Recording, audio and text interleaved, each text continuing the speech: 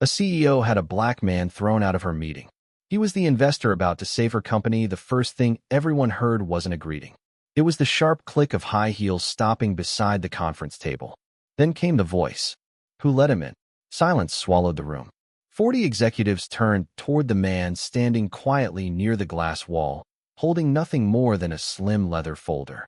His charcoal jacket was neat but old. The cuffs had faded. His shoes had been polished carefully, yet years of use showed through the cracked leather. He looked completely out of place among the tailored Italian suits, glowing presentation screens, and million-dollar smiles. The woman at the head of the table narrowed her icy blue eyes. Security. No one moved. I said security.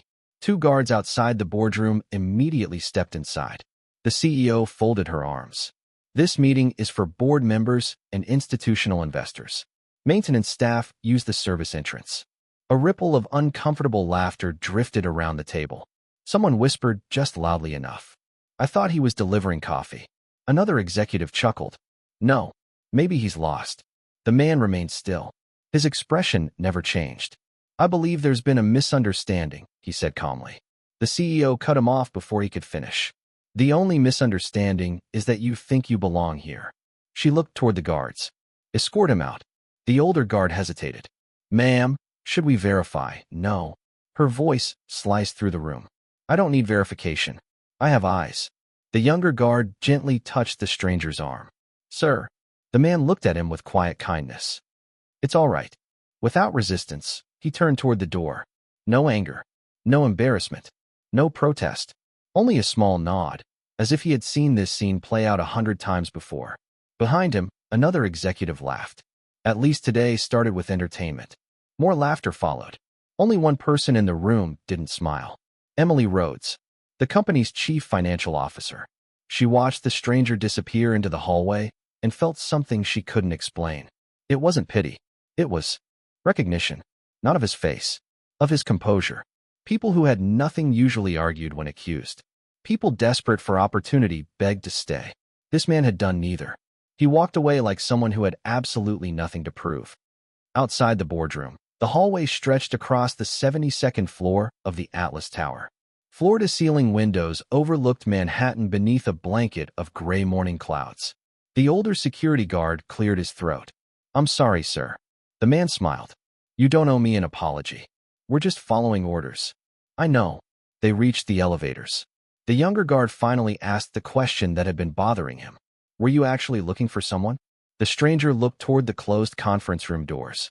Yes. The wrong meeting? No. He smiled again. The right one. The guard frowned. Before he could ask another question, the elevator doors opened. The man stepped inside. Just before the doors closed, he glanced back toward the conference room. Not with resentment. With disappointment. Then he disappeared. Upstairs, the meeting continued as though nothing had happened. Sophia Harrington stood before a massive digital screen displaying one brutal headline. Atlas Biotech faces liquidity crisis. The numbers were even worse than the headlines. Revenue had fallen for 6 straight quarters. Clinical trials had stalled. Banks refused additional credit. Suppliers demanded payment up front. The company's stock had collapsed nearly 70% in less than a year. Every person sitting around the table knew one truth. Atlas had maybe 3 weeks left. For if they were lucky, Sophia refused to show fear. She had built her reputation by never appearing uncertain. At 38 years old, she was already considered one of the toughest CEOs in biotech. Brilliant, demanding, merciless. Investors admired her results. Employees feared her footsteps. She believed compassion blurred judgment. Weakness invited failure. Respect came only from power. She clicked the presentation remote. Ladies and gentlemen. A chart filled the screen.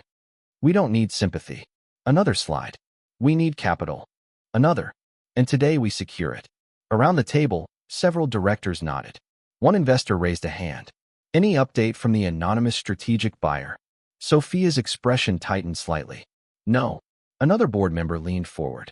The intermediary confirmed someone was interested in injecting over $800 million. We've received no confirmation, but they requested today's meeting specifically. They also failed to introduce themselves. Someone muttered, strange. Sophia dismissed it. If they wanted credibility, they'd have arrived on time. Emily quietly looked toward the conference room doors. Something bothered her. She opened her notebook. The meeting invitation from the investment bank remained visible. One sentence suddenly caught her attention. The investor prefers arriving independently and without public introduction. Emily frowned.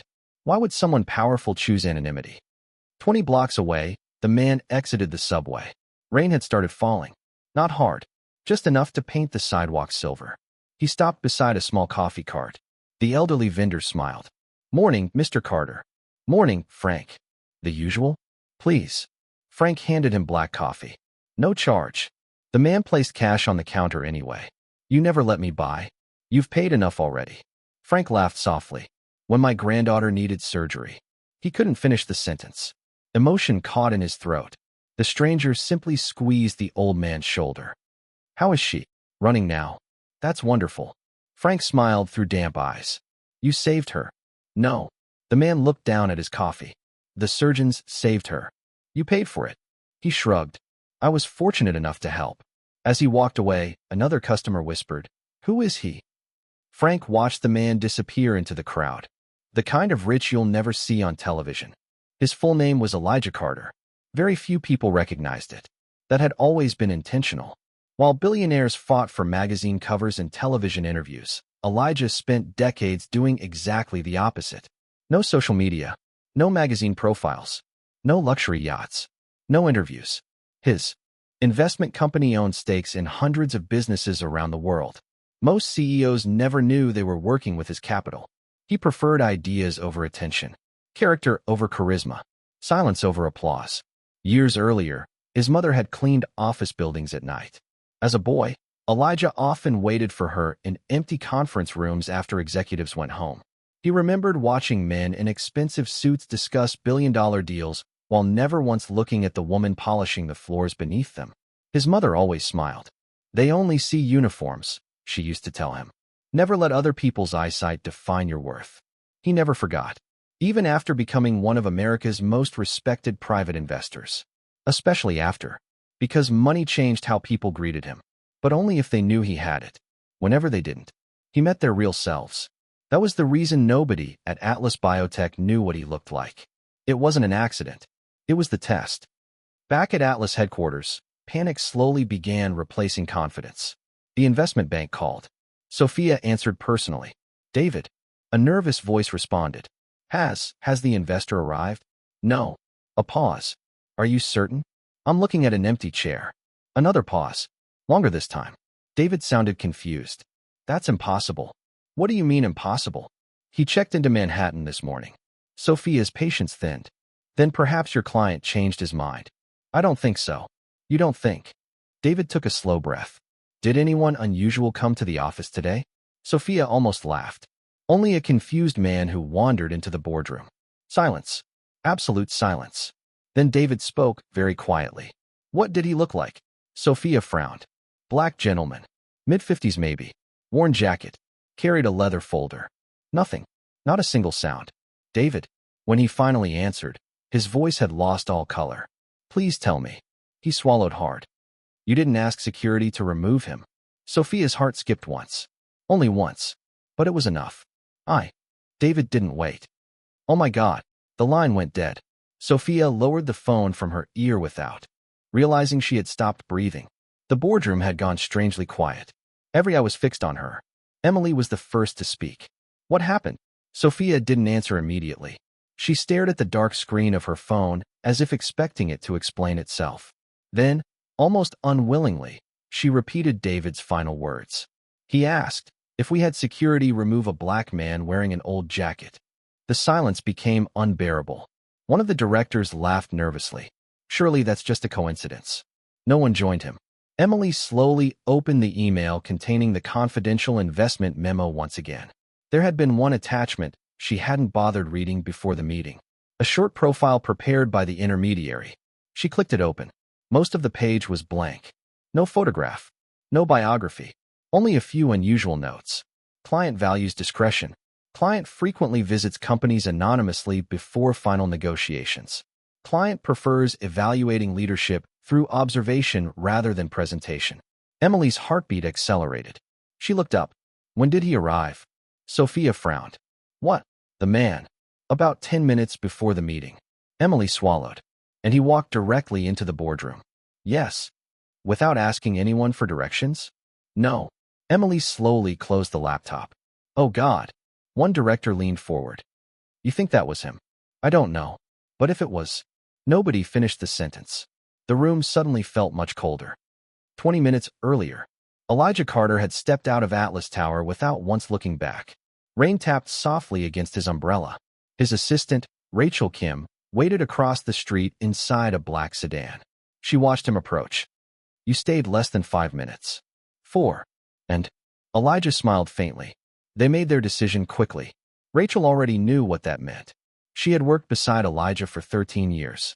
Whenever he visited a company anonymously, he never judged the reception desk. He never judged the decor. He never judged quarterly earnings. He judged character. How people treated someone who appeared to have no power. She started the engine. So Atlas is finished? Elijah looked through the rain-covered window at the towering glass building disappearing behind them. I haven't decided. Rachel blinked. They humiliated you. They did. They ordered security. Yes. They laughed. They laughed. So why haven't you decided? Elijah didn't answer immediately. Instead, he watched pedestrians rushing beneath umbrellas. A construction worker helped an elderly woman cross the street. Nobody applauded him. Nobody noticed. Yet he smiled anyway. Finally, Elijah spoke. I wasn't watching only the CEO. Rachel understood immediately. Someone else. There was one woman. The CFO? She never laughed. Rachel nodded. And she looked uncomfortable. That matters. It always matters. Back at Atlas headquarters, chaos spread faster than any virus the company had ever studied. Phones rang continuously. Assistants hurried through hallways. Lawyers appeared from nowhere. The board demanded answers. Sophia stood alone inside her office overlooking Manhattan. She replayed the scene again and again. Who let him in? Maintenance staff used the service entrance. Escort him out. Every sentence now sounded uglier than before. Not because of what she'd said, because of why she'd said it. She had never asked his name, never asked why he was there, never even looked at the folder in his hand. She had judged everything in less than 3 seconds. Her appearance, his clothes, his skin, his silence. A knock interrupted her thoughts. Emily entered without waiting. We have a problem. Sophia gave a bitter smile. I'm aware. No. Emily placed several printed documents onto the desk. A much bigger problem. Sophia looked down. The first page showed the company's remaining cash balance. The second showed payroll obligations. The third listed debt maturities over the next 30 days. The final page carried only one sentence. Without immediate financing, Atlas Biotech becomes insolvent in 19 days. Sophia closed the folder. I know the numbers. Emily looked directly into her eyes. No. You've memorized them. You haven't understood them. Sophia's jaw tightened. What exactly are you trying to say? Emily took a slow breath. I'm saying, we no longer have the luxury of pride. Meanwhile, Elijah's car stopped in Harlem. Not outside a skyscraper. Not outside a luxury condominium. Outside a neighborhood community center. Children ran through the front doors carrying backpacks nearly bigger than themselves. The director hurried over. Mr. Carter, you look busy. We're opening the new science lab. Elijah smiled. That's why I'm here. Inside, volunteers unpacked computers, microscopes, books, robotics kits. Everything had arrived anonymously, just as Elijah preferred. A little boy tugged gently on his sleeve. Mister, yes. Are you the delivery man? Rachel almost laughed. Elijah crouched until they were eye level. I suppose today I am. The boy grinned. My teacher says rich people don't deliver boxes. Elijah lifted one of the heavy cartons himself. Then your teacher hasn't met enough rich people. The volunteers smiled. Nobody there cared about designer suits. Nobody asked for photographs. Nobody recognized the billionaire carrying equipment across the room beside everyone else. And Elijah preferred it that way. Across town, David Reynolds practically burst into Atlas headquarters. He ignored reception, ignored elevators reserved for executives, ignored assistants trying to stop him. He stormed directly into the emergency board meeting. The room fell silent. David threw his briefcase onto the table. Where is he? Sophia stood. We're trying to locate him. Trying.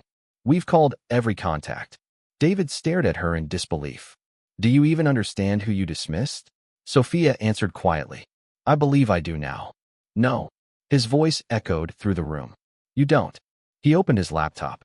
For the first time that morning, a photograph appeared on the screen. Not from a magazine. Not from a red carpet.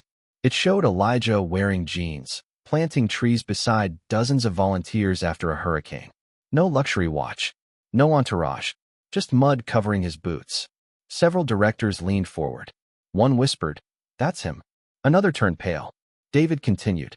Elijah Carter built one of the largest private investment networks in the world.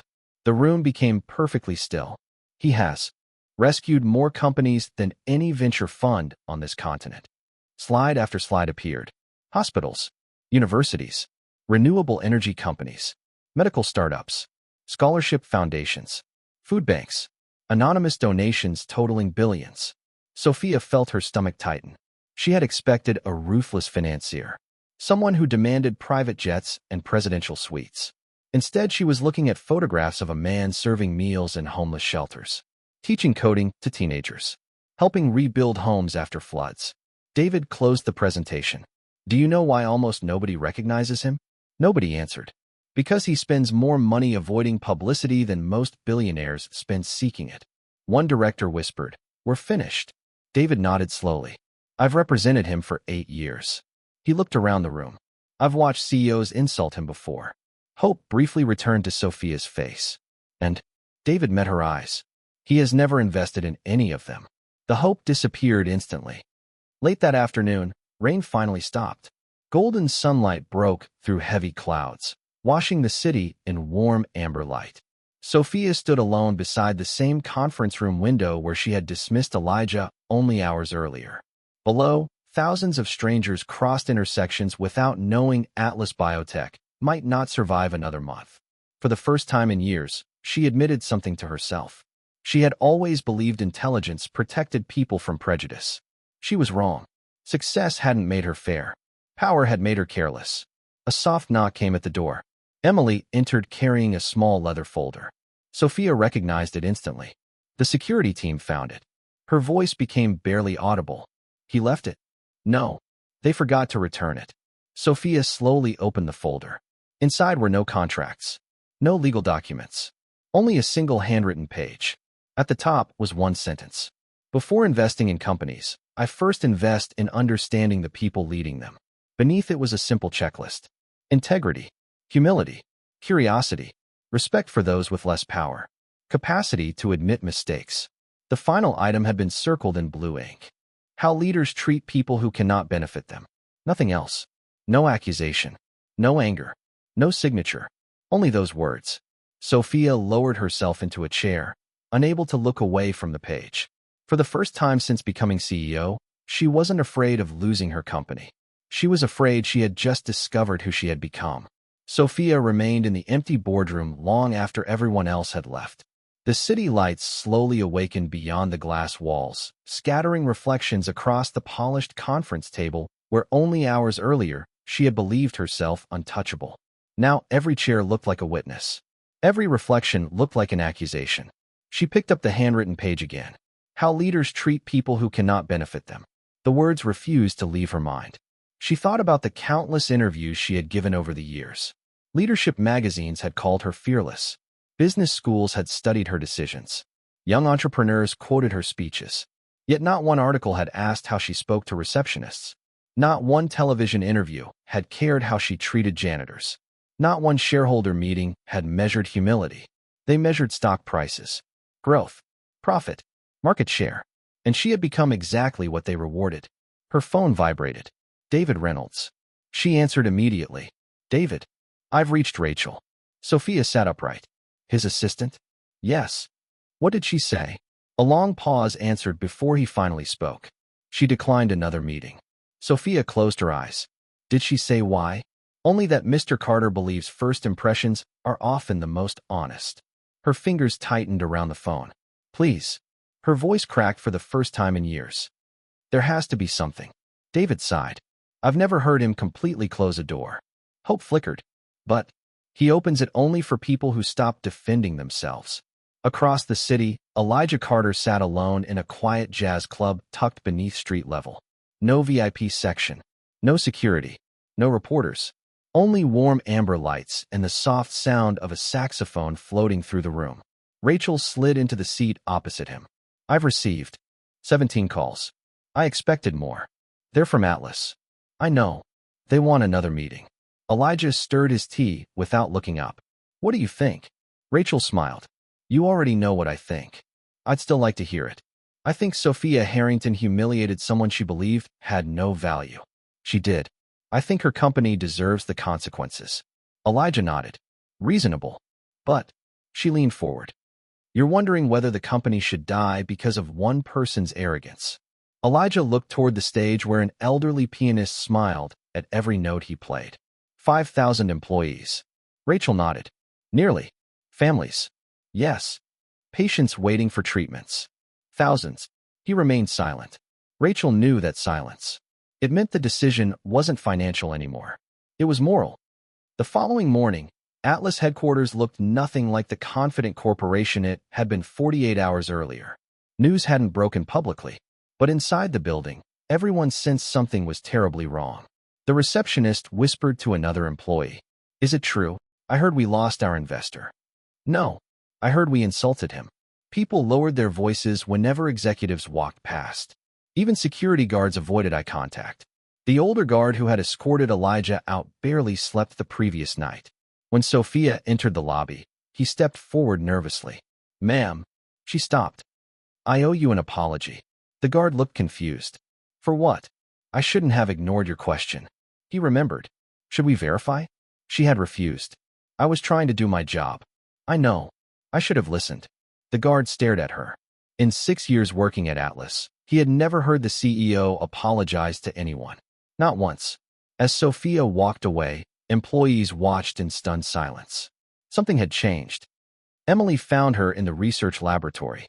Scientists worked quietly behind glass walls, continuing experiments that might never reach patients if funding disappeared.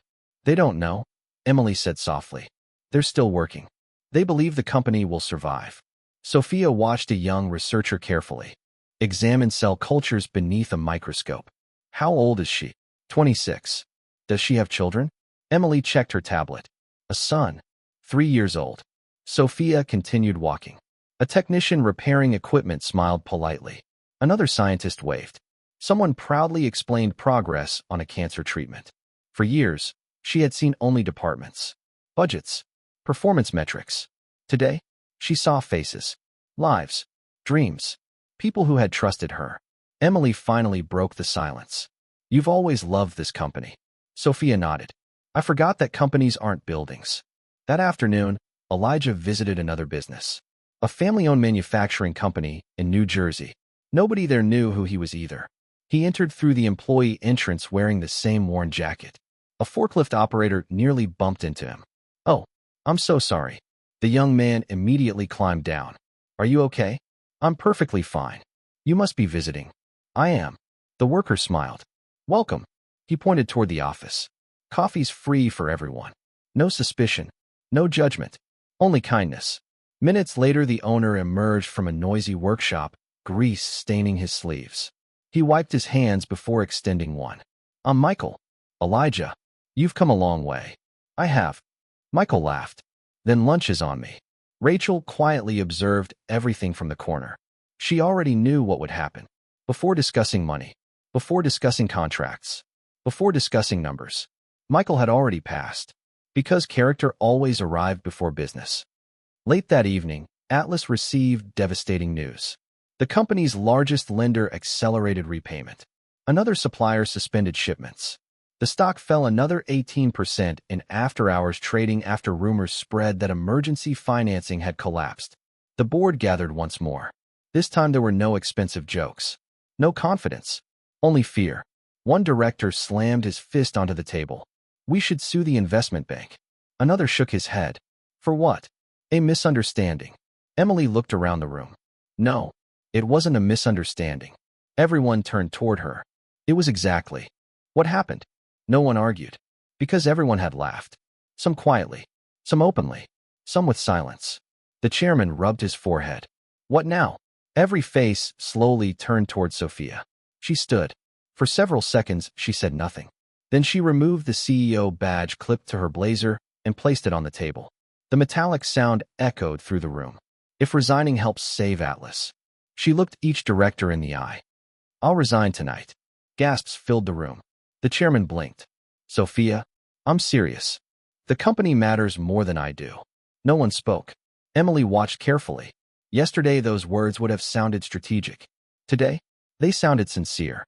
That same night, Rachel walked into Elijah's library carrying a tablet. You should see this. He looked up from the history book he had been reading. What is it? She turned the screen toward him. Atlas Biotech had just released a public statement. No public relations spin. No excuses. No legal language. Only a short message from Sophia Harrington herself. She looked directly into the camera. For once, she wore no designer jacket. No polished stage. Just a plain office with the lights dimmed behind her. My name is Sophia Harrington. Her voice remained steady despite the exhaustion beneath her eyes.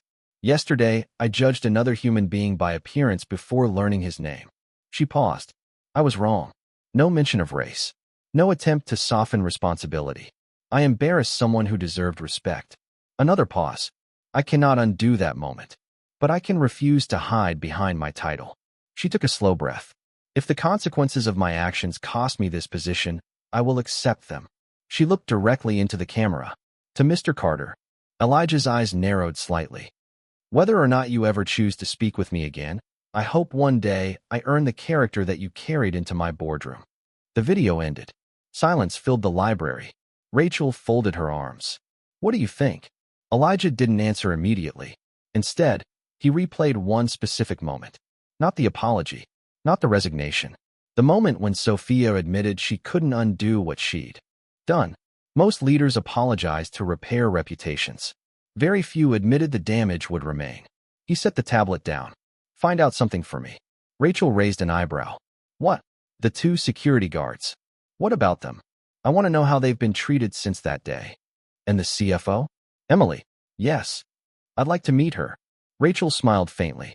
So, he looked out the library window where dawn's first light was beginning to touch the horizon. The test isn't over. No. His voice was calm. It has only just begun. The next morning, Manhattan woke beneath a sky scrubbed clean by the night's rain. News channels were already replaying Sophia Harrington's apology. Financial analysts debated whether it was genuine or merely a desperate attempt to rescue a collapsing company. Social media was far less forgiving. Too little, too late. She only apologized because he turned out to be rich. Would she have apologized if he had really been a janitor? Sophia read every comment. She didn't argue with a single one, because she had been asking herself the very same question. Would I? The answer haunted her. She honestly didn't know. And that uncertainty hurt more than any headline. At 9 o'clock sharp, Emily entered the CEO's office carrying a small envelope. It arrived this morning. No return address. Emily shook her head. Only your name. Sophia carefully opened it. Inside was a handwritten invitation. Community Science Center, Harlem, Saturday, 10 a.m. Nothing else. No signature. No explanation. Only one sentence written beneath the address. If you truly wish to understand leadership, don't come as a CEO. Sophia stared at the paper. You think it's from him? I don't know. Emily smiled slightly. But if I wanted to see whether someone had changed. She looked at the invitation. This is exactly what I'd send. Saturday morning arrived with unexpected sunshine. Sophia left her chauffeur at home. She removed the designer watch that had cost more than many people's annual salaries. She exchanged her tailored business suit for simple jeans and a gray sweater. No makeup. No assistants. No security. Just herself. For the first time in almost 15 years, she rode the subway. People barely noticed her. A construction worker offered his seat to an elderly woman. Two teenagers laughed over shared headphones. A tired nurse leaned against the window after finishing a night shift. The train smelled of coffee, newspapers, and damp coats. It was strangely ordinary. She realized how long it had been since she'd traveled like everyone else. The Community Science Center occupied an old brick building that had once been abandoned. Children's artwork covered nearly every wall. Inside, volunteers hurried between classrooms carrying microscopes, laptops, and boxes of supplies. Nobody greeted Sophia, as CEO. Nobody recognized her at all. A woman at the reception desk smiled warmly. First time volunteering? Sophia hesitated. I suppose it is. Wonderful. The receptionist handed her a name tag. It simply read, Sophia, no title. No company. No achievements. Just a name. It felt oddly unfamiliar. Across the hallway, laughter echoed from a classroom. Sophia followed the sound. About 20 middle school students crowded around tables assembling small robots. Standing among them, sleeves rolled to his elbows, patiently helping a little girl reconnect a loose wire, was Elijah Carter. He noticed Sophia almost immediately, yet he showed no surprise, no anger, no satisfaction, only a gentle nod. Good morning. She swallowed. Good morning. One little boy looked up. Mr. Elijah, can you help mine? Of course. Elijah walked away without another word. Sophia stood awkwardly near the doorway. No dramatic confrontation.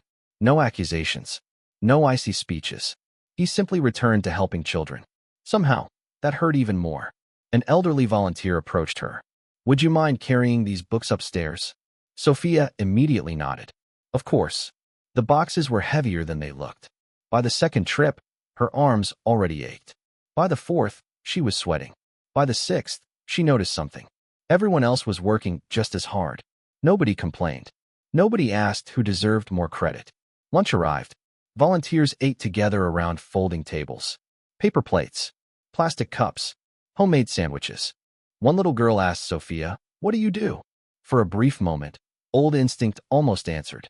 I'm the CEO of Atlas Biotech. Instead, she smiled. I work with people. The girl nodded as though that answer was enough. Maybe it was. Later that afternoon, Elijah finally approached. He carried 2 cups of coffee. He handed one to Sophia. Long day. She accepted it quietly. Longer than I expected. He smiled. They usually are. For nearly a minute, neither of them spoke. Children laughed outside in the playground. Someone inside practiced piano. Life continued around them. Finally, Sophia broke the silence. I came to apologize. I know. I don't expect forgiveness. I know. I don't expect investment either. I know. She looked at him. Then why invite me? Elijah watched a little boy helping another child pick up scattered pencils. Did you notice him? The boy. Yes. He stopped what he was doing. Sophia nodded. He helped without thinking. Elijah smiled. Leadership. She frowned slightly. He's 9. Exactly. He turned toward her. People often think leadership begins when someone receives authority. He shook his head. It begins long before anyone gives you power. Sophia lowered her eyes. I failed. You did. I judged you. You did. I embarrassed you. You did. Every answer was calm. Never cruel. Never sarcastic. That somehow made confession easier. I've spent my career believing excellence excused everything else. Elijah remained silent. I told myself results mattered more than kindness. Still silence. I became efficient. She laughed bitterly. But somewhere along the way, her voice softened. I stopped seeing people. For the first time that day, Elijah looked directly into her eyes. That sentence. She blinked. Which one? I stopped seeing people. He nodded. That's the first thing you've said that makes me believe you're changing. Rachel appeared beside them carrying her tablet. Sorry to interrupt. She handed it to Elijah. You should probably see this. On the screen flashed breaking financial news. Atlas Biotech shares suspended after major lender withdraws support, Emily called seconds later. Sophia answered immediately. What happened? Emily's voice trembled. The banks accelerated everything. How much time? We don't have 19 days anymore. Sophia closed her eyes. How long? Emily struggled to answer. 48 hours. The call ended. Sophia remained perfectly still. 2 days. 5,000 employees. Years of research. Patients waiting for life-saving treatments. Everything balanced on 48 hours. She slowly looked toward Elijah. I won't ask. He nodded. I know. I lost that right. You did. She stood. I should go. As she turned to leave, Elijah called after her. Sophia. She stopped. Without turning around, she answered softly. Yes. If Atlas disappears. She closed her eyes. Don't let your humanity disappear with it. A single tear rolled down her cheek before she quietly walked away. Elijah watched until the front door closed. Rachel folded her arms. You could still save them. I could. You probably will. He didn't answer.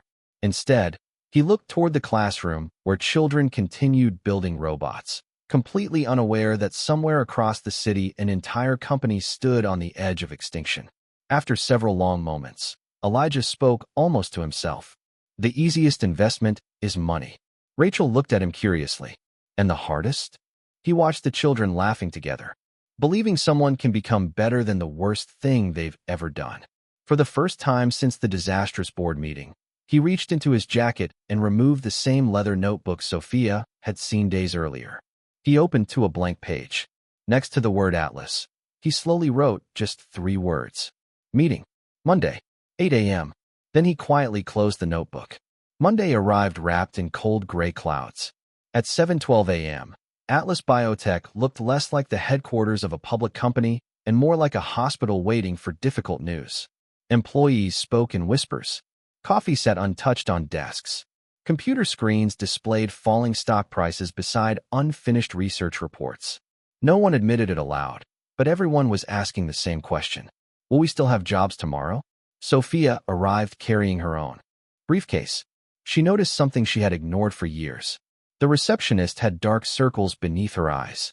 The maintenance crew was already polishing floors before sunrise. A young intern struggled to carry 3 heavy boxes toward the archives. Without thinking, Sophia walked over. Let me help. The intern froze. Ma'am, I can manage. I know. She lifted one of the boxes. But 2 people can manage faster. Employees passing through the lobby stopped walking. Nobody reached for a phone. Nobody whispered. They simply stared. Not because a CEO carried a cardboard box. Because none of them had ever seen Sophia Harrington notice someone who wasn't in a suit. At 7:58, the board gathered once again. No expensive breakfast had been ordered. No polished presentation waited on the screen. Only silence. The chairman looked toward Sophia. Do you believe he'll come? She answered honestly. I don't know. Another director sighed. If he doesn't, no one needed him to finish. The company would begin bankruptcy proceedings before the end of the week. At exactly 8 o'clock, the conference room doors opened. Every head turned at once. It wasn't Elijah. It was Rachel Kim. She entered carrying a slim black portfolio. Her calm expression revealed nothing. Good morning. Nobody answered immediately. She walked to the empty chair that had been reserved for the anonymous investor. Then she looked around the room. Mr. Carter will arrive shortly. A wave of nervous relief swept through the room. Sophia remained silent. She knew better than to mistake arrival for forgiveness. 3 minutes later, the same doors opened again. Elijah Carter stepped inside wearing the same worn charcoal jacket, the same polished shoes, the same quiet expression. No bodyguards, no lawyers, no entourage. He stopped beside the doorway. For several seconds, no one spoke. The room remembered. The laughter, the humiliation, the security guards. Every ugly second. Sophia slowly stood. Then, in front of every director, every investor, every executive, she walked toward him. When she reached him, she didn't offer a handshake. Instead, she looked directly into his eyes. I'm sorry. Nothing. More. No speech. No excuses. No explanation. Only 2 words. Elijah studied her face. For a long moment, nobody breathed. Finally, he nodded once. Thank you. Then he walked into the room. The tension eased only slightly. Rachel connected her laptop to the large screen. Instead of financial projections, a single photograph appeared. It showed a smiling janitor cleaning a hospital corridor. Confused murmurs spread around the table. One director frowned. What is this? Elijah answered. My mother. The room became silent again. She cleaned office buildings for 27 years. Another photograph appeared. A teenage boy sleeping beneath a conference table while a woman polished floors nearby. That's me. No one interrupted. When executives stayed late. He smiled softly. I waited for her to finish. Another slide. A pair of worn work gloves. My mother used to tell me something. He looked around the room. Never hate people for not seeing you. He paused. Just make sure you never stop seeing others. Sophia lowered her eyes. The presentation disappeared. Now the screen displayed Atlas Biotech's financial statements. Rachel began speaking. The company requires $820 million to remain solvent. She clicked again. However, a new slide appeared. Money is not Atlas's biggest problem. Everyone looked confused. Rachel continued. Culture. Another slide. Employee turnover. Exit interviews. Anonymous surveys. Internal complaints. Promotion disparities. Departments afraid to report mistakes. Innovation delayed because junior scientists feared speaking honestly. One statistic glowed red across the screen. 71% of employees believe senior leadership does not listen to them. Emily closed her eyes. She had seen those reports months ago. No one had acted. Rachel looked toward Elijah. He stood. I invest in companies. He paused. But companies are simply collections of people. He turned toward the board. If the people are broken. He gently placed his hand on the table. Money only delays failure. One director finally spoke. What exactly are you proposing? Elijah smiled. Transformation. Another director frowned. We need capital. You need character. The room remained silent. Sophia spoke quietly. What are your conditions? Rachel handed every board member a document. No one expected what they read. There were no demands for luxury offices. No outrageous executive bonuses. No control clauses designed to strip the company. Instead, page after page described people. Mandatory leadership training. Anonymous employee feedback reviewed directly by the board. Scholarship programs for interns from disadvantaged communities. Transparent promotion standards. Executive volunteer service. Reverse mentoring between senior leaders and junior staff. A new rule highlighted in bold. Every executive will spend one full day each quarter working alongside frontline employees without announcement. Another. No employee may be judged or disciplined before being heard. Sophia looked up. That's all. Elijah smiled. No. There is one final condition. The room waited. He looked directly at Sophia. You remain CEO. Several directors gasped. One almost dropped his papers. Sophia herself looked stunned. You? She struggled to speak. You still trust me? He shook his head gently. No. The room became still again. I trust the person you're trying to become. Those words landed more heavily than any accusation ever could. The chairman finally asked the question everyone was thinking. Why? Elijah looked around the table. Because removing someone after they fail is management. He looked towards Sophia, helping them become better. A small smile crossed his face. Is leadership? No one spoke. Several directors quietly wiped their eyes. Even the older security guard standing outside the glass doors looked away for a moment. Sophia slowly stood again. Her voice was barely above a whisper. When I threw you out. She stopped. Emotion tightened her throat. I believe power meant deciding who belonged. She looked around the room. I was wrong. She turned toward every executive. Starting today, she removed the large nameplate from the head of the table. No one in this company will ever be ignored because of a uniform. She walked to the conference room doors. The older security guard stood there awkwardly. Sophia smiled warmly. Would you join us? His eyes widened. Me? Yes. I'm on duty. So are we. The room watched in silence as the guards slowly entered. Sophia pulled out a chair. This seat is yours. I don't belong here. She smiled sadly. Those are the exact words I believed about someone else. The guard sat down with trembling hands. For the first time in Atlas Biotech's history, a board meeting continued with a security guard seated among billionaires, scientists, and executives. No one laughed, because everyone finally understood what Elijah had been trying to teach them from the very beginning.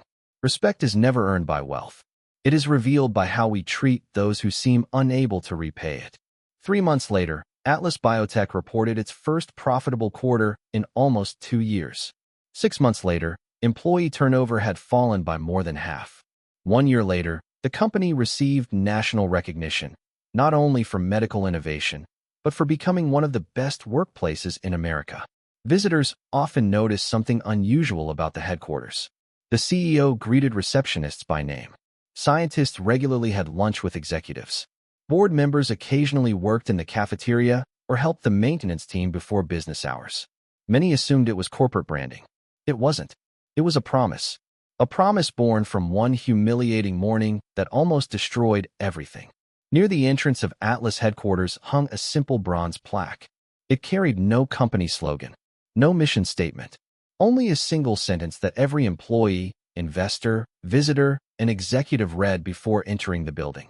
Character is revealed by how you treat the person who can do nothing for you. Every morning, Sophia paused for a moment before walking inside. not because she needed the reminder, but because she never wanted to forget the man in the worn charcoal jacket who had walked out of her boardroom with dignity and walked back in with enough grace to save not only her company, but the person she had almost stopped becoming.